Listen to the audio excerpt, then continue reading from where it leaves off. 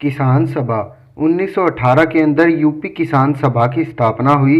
इसके संस्थापक थे इंदर नारायण द्विवेदी, गौरीशंकर मिश्रा, मदन मोहन मालवीय जी। 1920 अवध किसान सभा, इसके संस्थापक थे बाबा रामचंद्र।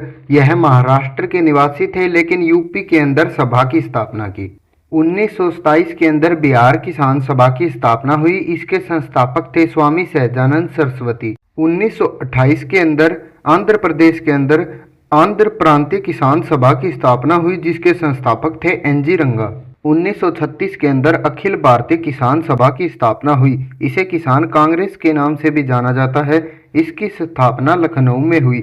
इसके अध्यक्ष थे सहजानंद सरस्वती, महासचिव थे एनजी रंगा।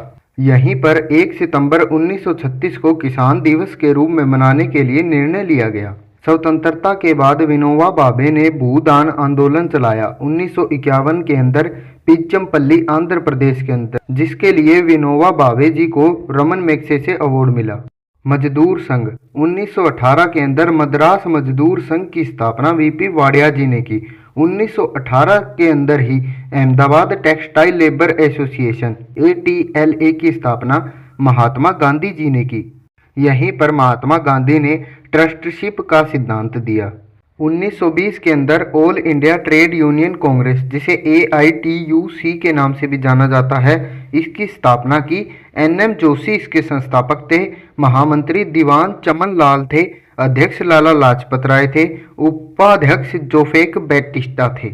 All India trade union Congress का जो 1929 के अंदर नागपुर अधिवेशन हुआ था, उसके अध्यक्ष थे जवाहरलाल नेहरू। इसके अंदर AITUC दो हिस्सों में टूट गई थी, दक्षिणपंथी एवं वामपंथी। 1947 के अंदर Indian national trade union Congress, जिसे INTUC के नाम से भी जाना जाता है, इसकी स्थापना हुई। इसके अध्यक्ष थे सरदार वल्लभ भाई पटेल। प्रथम कारखाना अधिनियम 1881 के अंदर आया।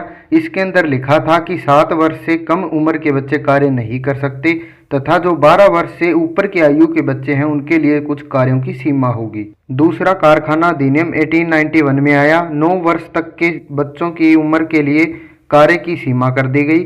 14 वर्ष से कम उम्र के बच्चों के लिए कार्य की सीमा कर दी गई। तीसरा कारखाना अधिनियम 1911 में आया। चौथा कारखाना अधिनियम 1992 में आया।